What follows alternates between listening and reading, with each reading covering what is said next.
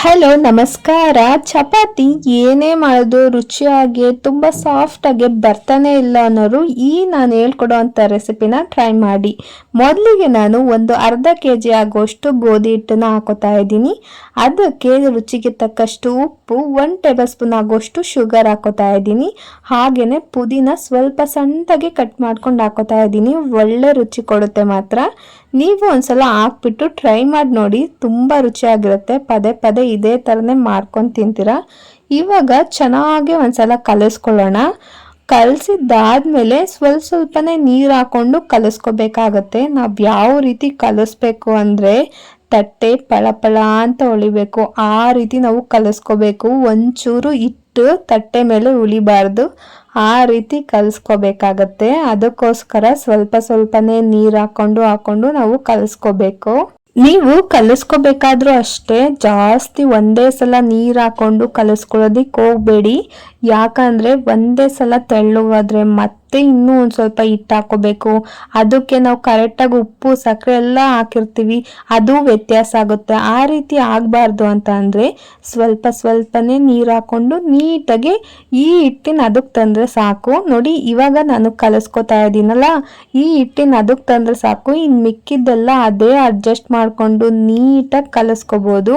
ಇವಾಗ ನಾವು ಇಷ್ಟು ಕಲಿಸ್ಕೊಂಡಿದ್ದಾದ್ಮೇಲೆ ಕೈಯಲ್ಲೆಲ್ಲ ಅಂಟಿರುತ್ತಲ್ಲ, ಅದನ್ನೆಲ್ಲ ಹಿಟ್ಟೆಲ್ಲ ನೀಟಾಗಿ ಉಜ್ಕೊಂಡು ಈ ರೀತಿ ಕ್ಲೀನ್ ಮಾಡ್ಕೊಬಿಡಿ.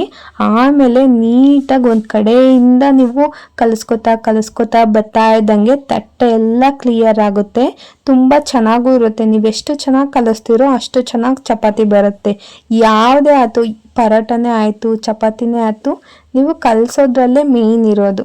ನೋಡಿ ಇವಾಗ ನೀಟಾಗೆ ಕಲಿಸ್ಕೊತಾ ಬನ್ನಿ. ನಿಮ್ಗೆ ಯಾವ್ಯಾವ ರೀತಿ ಯಾವ್ಯಾವ ಥರ ಟೆಕ್ನಿಕ್ ಗೊತ್ತೋ ಅದೆಲ್ಲ ಯೂಸ್ ಮಾಡಿ. ಇವಾಗ ಒಂದು 90% ಆಗೋಷ್ಟು ನಾವು ಹಿಟ್ಟನ್ನು ಕಲಿಸ್ಕೊಂಡಿದ್ದಾಗಿದೆ. ಇವಾಗ ಒಂದು 10% ನಾವು ಕಲಿಸ್ಕೋಬೇಕು. 10% ಯಾವ ರೀತಿ ಕಲಿಸ್ಕೋಬೇಕು ಅಂತ ಅಂದರೆ 1 ಟೇಬಲ್ ಸ್ಪೂನ್ ಆಗುವಷ್ಟು ಆಯಿಲ್ನ ತೊಗೊಂಡಿದ್ದೀನಿ. ಅದನ್ನು ನೋಡಿ ಈ ರೀತಿ ಚೆನ್ನಾಗಿ ಮಸಾಜ್ ಮಾಡಬೇಕಾಗುತ್ತೆ. ಈ ರೀತಿ ಎಣ್ಣೆನಲ್ಲಿ ಚೆನ್ನಾಗಿ ಕಲಸಿ ಇದು ಮಾಡ್ತಾ ಇದ್ರೆ ತುಂಬ ಚೆನ್ನಾಗಿ ಸಾಫ್ಟಾಗಿ ಬರುತ್ತೆ. ನೋಡಿ ಯಾವ ರೀತಿ ಬಂದಿದೆ ಅಂತ. ಹಿಟ್ಟಲ್ಲಿ ಈ ರೀತಿ ಗೆರೆ ಎಲ್ಲ ಬರುತ್ತಲ್ಲ, ಒಂಥರ ಹಿಟ್ಟು ಯಾವ ಥರ ಇರುತ್ತಲ್ಲ ಆ ರೀತಿ ಬರಬಾರ್ದು ಅಂತ ಅಂದರೆ ನಾನು ಹೇಳ್ಕೊಟ್ಟಿರೋ ಅಂಥ ಟೆಕ್ಸ್ಚರಲ್ಲೇ ನೀವು ಕಲಿಸ್ಕೊಂಡು ಇದೇ ಥರನೇ ಮಸಾಜ್ ಕೊಡ್ಕೊಂಡು ಮಾಡಿದ್ರಿ ಅಂತ ಅಂದರೆ ಚಪಾತಿ ಅಂತೂ ಸಾಫ್ಟಾಗಿ ಟೇಸ್ಟಿಯಾಗಿ ಬರುತ್ತೆ. ಇದು ರುಚಿ ನಿಮ್ಗೆ ಇನ್ನೂ ಗೊತ್ತಿಲ್ಲ, ನೀವು ಮಾಡಿ ನೋಡಿ ನಿಮಗೆ ಗೊತ್ತಾಗುತ್ತೆ. ಅಷ್ಟು ರುಚಿಯಾಗಿ ಬರುತ್ತೆ. ನಿಮ್ಗೆ ಯಾವ್ಯಾವ ಥರ ಟೆಕ್ನಿಕ್ ಗೊತ್ತು ಕಲಿಸೋದು ಅದೆಲ್ಲ ಇದರಲ್ಲಿ ಯೂಸ್ ಮಾಡಿ. ನೋಡಿ ರೆಡಿನೇ ಆಗೋಯ್ತು ಚಪಾತಿ. ಇಷ್ಟೇ. ಇವಾಗ ಹಿಟ್ಟನ್ನ ಒಂದು ರೌಂಡ್ ಶೇಪಿಗೆ ತಗೊಂಬಂದು ಒಂದು ಅರ್ಧ ಗಂಟೆ ನೆನೆಯೋದಕ್ಕೆ ಬಿಟ್ಬಿಡೋಣ. ನಿಮಗೆ ಟೈಮ್ ಇದೆ ಅನ್ನೋದಾದ್ರೆ 1 ಗಂಟೆ 2 ಗಂಟೆ ಎಷ್ಟೊತ್ತು ಬೇಕಾದ್ರೂ ಇಡ್ಬೋದು. ಎಷ್ಟೊತ್ತು ಅಂತ ಅಂದರೆ ಒಂದು ಮ್ಯಾಕ್ಸಿಮಮ್ 6 ಅವರ್ ಇಡಿ ಸಾಕು. ಇವಾಗ ನಾನು ಒಂದು ಅರ್ಧ ಗಂಟೆ ನೆನೆಸಿಡ್ತೀನಿ, ಸಾಕಾಗುತ್ತೆ. ಈ ಅರ್ಧ ಗಂಟೆ ಆದಮೇಲೆ ನೋಡಿ ಎಣ್ಣೆ ಎಲ್ಲ ಮೇಲ್ಮೇಲೆ ಎಷ್ಟು ಚೆನ್ನಾಗಿ ಕೂತಿದೆ. ನಾನು ಹಾಕಿರೋದೆ 1 ಟೇಬಲ್ ಸ್ಪೂನ್ ಆಗುವಷ್ಟು ಆಯಿಲು. ಎಷ್ಟು ಚೆನ್ನಾಗಿ ಸ್ಮೂತಾಗಿ ಬಂದಿದೆ. ಈ ರೀತಿ ಹಿಟ್ಟು ಬಂತು ಅಂದರೆ ನಿಮ್ಮ ಚಪಾತಿ ಸಕ್ಸಸ್ಫುಲ್ಲು, ತುಂಬ ರುಚಿಯಾಗಿ ಟೇಸ್ಟಿಯಾಗಿ ಬರುತ್ತೆ.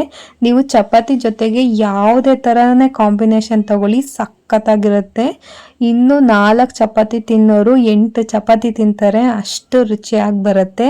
ಇವಾಗ ನಾವು ಉಂಡೆ ಮಾಡ್ಕೋಬೇಕಾಗತ್ತೆ. ನೋಡಿ ನಾನು ಈ ರೀತಿ ಈ ಸಮಕ್ಕೆ ಮಾಡ್ಕೋತಾ ಇದ್ದೀನಿ. ನೀವು ಇನ್ನೂ ದಪ್ಪ ತಾಂತೀರ ಅಂದರೆ ತಗೋಬೋದು. ಈ ಸಣ್ಣ ತಗೊಳ್ಳೋದಕ್ಕೆ ಹೋಗಬೇಡಿ. ನೋಡಿ ಇದೇ ಥರನೇ ಎಲ್ಲದೂ ಸಹ ನಾನು ಉಂಡೆ ಮಾಡಿ ಎತ್ತಿಕ್ಕೋತೀನಿ. ಈ ರೀತಿ ಮೊದಲೇ ಉಂಡೆ ಮಾಡಿ ಇಟ್ಕೊಳ್ಳಬೇಕಾ ಅನ್ನೋದೇನು ಇಲ್ಲ. ನಿಮಗೆ ಬೇಕಾದರೆ ಮಾಡಿಟ್ಕೊಳ್ಳಿ, ಇಲ್ಲಾಂದರೆ ಚಪಾತಿ ಮಾಡಬೇಕಾದ್ರೆ ನೀವು ಕಿತ್ಕೊಂಡು ಉಂಡೆ ಮಾಡಿಕೊಂಡು ಮಾಡ್ಬೋದು. ಇವಾಗ ಚಪಾತಿ ಯಾವ ರೀತಿ ಅರಿಯೋದು ಅಂತ ನೋಡೋಣ. ನಾನು ಇವಾಗ ಒಂದು ಉಂಡೆನ ತಗೊಂಡಿದ್ದೀನಿ, ಅದರಲ್ಲಿ 2 ಭಾಗನ ಮಾಡ್ಕೋತಾ ಇದ್ದೀನಿ.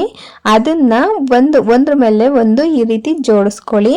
ಈ ರೀತಿ ಮಾಡೋದ್ರಿಂದ ಸ್ವಲ್ಪ ಪರ್ದ ಬಂದು ಚಪಾತಿ ಸ್ವಲ್ಪ ಊದ್ಕೊಳ್ಳುತ್ತೆ. ಹಾಗಾಗಿ ನಾನು ಅರಿಯೋದು ಜಾಸ್ತಿ ಊದ್ಕೊಳ್ಳೋದಿಲ್ಲ, ಯಾಕಂದರೆ ನಾನು ತುಂಬ ಅಗ್ಲವಾಗಿ ಅರಿತೀನಿ. ಅದಕ್ಕೋಸ್ಕರ ಸ್ವಲ್ಪ ಗೋಧಿ ಹಿಟ್ಟನ್ನು ಹಾಕೊಂಡು ಚೆನ್ನಾಗಿ ಮಿಕ್ಸ್ ಮಾಡಿಕೊಂಡು ನೀವು ಅರಿಬೇಕಾಗತ್ತೆ. ಈ ಹಿಟ್ಟು ಹಾಕೋದಿಲ್ಲ ಅಂತ ಅಂದ್ರೆ ನೀವು ಬೇಕಾದ್ರೆ ಎಣ್ಣೆ ಹಾಕೊಂಡು ಸಹ ಅರಿಬೋದು, ತುಪ್ಪ ಹಾಕೊಂಡು ಸಹ ಅರಿಬೋದು. ನಾನು ಫಸ್ಟಿಗೆ ಹಿಟ್ಟನ್ನ ಸ್ವಲ್ಪ ಜಾಸ್ತಿ ಹಾಕೊಂಡಿದ್ದೀನಿ ಅರಿಯೋದಕ್ಕೆ ಅಂತ ಅನ್ನಿಸ್ಬೋದು. ಇನ್ನು ಲಾಸ್ಟಿಗೆ ನೋಡಿ ಎಷ್ಟು ಚೆನ್ನಾಗಿ ಎಷ್ಟು ಹಿಟ್ಟೇ ಇರೋದಿಲ್ಲ, ಅದು ಪ್ಲೈನ್ ಥರ ಕಾಣುತ್ತೆ, ಅಷ್ಟು ಚೆನ್ನಾಗಿ ಬರುತ್ತೆ. ನೀವು ಹಿಟ್ಟು ಹಾಕೋಬೇಕಾದ್ರೂ ಅಷ್ಟೇ ಜಾಸ್ತಿ ಹಾಕೊಳ್ಳೋದಕ್ಕೆ ಹೋಗ್ಬೇಡಿ, ಅದು ಚಪಾತಿ ಮೇಲೆ ಹಾಗೇನೆ ಹಿಟ್ಟಿಟ್ಟು ಕುತ್ಕೊಬಿಡುತ್ತೆ, ಸ್ವಲ್ಪ ಹೊಟ್ಟೆ ನೋವು ಬಂದ್ಬಿಡುತ್ತೆ.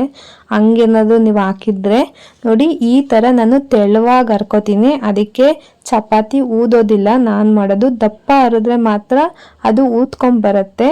ನಮ್ಮನೇಲಿ ಸ್ವಲ್ಪ ದಪ್ಪ ದಪ್ಪ ಹರಿಯುವಂಥ ಚಪಾತಿಗಳನ್ನ ಅಷ್ಟೊಂದು ಇಷ್ಟ ಪಡೋದಿಲ್ಲ, ಅದಕ್ಕೋಸ್ಕರ ನಾನು ಈ ರೀತಿ ತೆಳುವಾಗಿ ಹರಿದು ನಾನು ಚಪಾತಿ ಮಾಡೋದು. ನೋಡಿ ನಾನು ಅರ್ದಿದ್ದಾದ್ಮೇಲೆ ಚಪಾತಿ ಇವಾಗ ಕಾಣುತ್ತೆ, ಇದೇ ಥರನೇ ಎಲ್ಲದನ್ನು ಸಹ ನಾವು ಹರ್ಕೋಬೇಕಾಗತ್ತೆ. ಇದೇ ಥರನೇ ಹರ್ಕೊಂಡು ಚಪಾತಿ ಬೇಯಿಸ್ಕೋಬೇಕಾಗತ್ತೆ. ಇವಾಗ ಗ್ಯಾಸ್ ಮೇಲೆ ಹೆಂಚಿಟ್ಟಿದ್ದೀನಿ, ಹೆಂಚು ಕಾದಿದೆ ಆಲ್ರೆಡಿ. ಇವಾಗ ನಾನು ಹಾಕೋತಾ ಇದ್ದೀನಿ ನಾನು ಹರಿದಿರೋಂಥ ಚಪಾತಿನ. ಗ್ಯಾಸು ಜಾಸ್ತಿನೂ ಕಾದಿರ್ಬಾರ್ದು, ಸ್ವಲ್ಪ ಕಮ್ಮಿನೂ ಕಾದಿರ್ಬಾರ್ದು, ಮೀಡಿಯಮ್ ಆಗಿ ನೀವು ನೀರು ಹಾಕಿದ್ರೆ ಅದು ಚುಮ್ ಅನ್ಬೇಕು, ಅಷ್ಟು ಕಾದಿದ್ರೆ ಸಾಕು. ಆ ಫ್ಲೇಮಲ್ಲೇ ನೀವು ಚಪಾತಿನ ಬೇಯಿಸ್ಕೊಂಡ್ರೆ ಸಾಫ್ಟಾಗಿ ಬರುತ್ತೆ, ಜಾಸ್ತಿ ರೋಸ್ಟು ಆಗೋದಿಲ್ಲ, ಬೆಂದೇ ಇಲ್ಲ ಅನ್ನೋ ಥರನೂ ಇರೋದಿಲ್ಲ. ನೋಡಿ ಈ ರೀತಿ ಬೆಂದರೆ ಸಾಕು. ಒಂದು ಅರ್ಧ ಟೇಬಲ್ ಸ್ಪೂನು ಎಣ್ಣೆ ತಗೊಂಡು ನೀಟಾಗಿ ಚಪಾತಿ ಮೇಲೆ ಮಸಾಜ್ ಮಾಡಿ, ಎರಡು ಕಡೆನೂ ಮಾಡಿ. ನೋಡಿ ಈ ರೀತಿ ಸಾಫ್ಟಾಗಿ ಬರುತ್ತೆ. ಈ ಚಪಾತಿ ಬೇಯಿಸೋದಕ್ಕೆ ಒಂದು 15-20 ಸೆಕೆಂಡ್ ಸಾಕು, ತುಂಬ ಚೆನ್ನಾಗಿ ಸಾಫ್ಟಾಗಿ ಬೆಂದೋಗಿರುತ್ತೆ. ನೋಡಿ ಹೆಂಚು ಈ ಥರ ಹೊಗೆ ಸ್ವಲ್ಪ ಬರ್ತಾ ಇರಬೇಕು, ಗಬಗಬ ಅಂತ ಜೋರಾಗಿ ಇಟ್ಬಿಟ್ರೆ ಅದು ಸೀದೆ ಹೋಗಿರುತ್ತೆ. ನಾನು ಬೇರೆ ತೆಳುವಾಗಿ ಹರಿದಿರ್ತೀನಿ ಚಪಾತಿ, ಹಾಗಾಗಿ ನೋಡಿ ಈ ರೀತಿ ಬೆಂದರೆ ಸಾಕು. ಚಪಾತಿ ಸೂಪರಾಗಿ ರೆಡಿ ಆಗೋಗಿರುತ್ತೆ, ಸಖತ್ತಾಗಿರುತ್ತೆ ಮಾತ್ರ ಟೇಸ್ಟು. ನಾವು ಪುದೀನ ಹಾಕಿರೋದ್ರಿಂದ ಅದು ಫ್ಲೇವರ್ ತುಂಬ ಚೆನ್ನಾಗಿ ಬರ್ತಾ ಇರುತ್ತೆ. ನೀವು ಕೂಡ ಈ ರೆಸಿಪಿನ ಟ್ರೈ ಮಾಡಿ ನೋಡಿ. ಈ ವಿಡಿಯೋ ಇಷ್ಟ ಆಯ್ತು ಅಂದರೆ ಲೈಕ್ ಮಾಡಿ, ಶೇರ್ ಮಾಡಿ, ನನ್ನ ಚಾನಲ್ನ ಸಬ್ಸ್ಕ್ರೈಬ್ ಮಾಡ್ಕೊಳ್ಳೋದಂತೂ ಮರಿಬೇಡಿ. Thank you.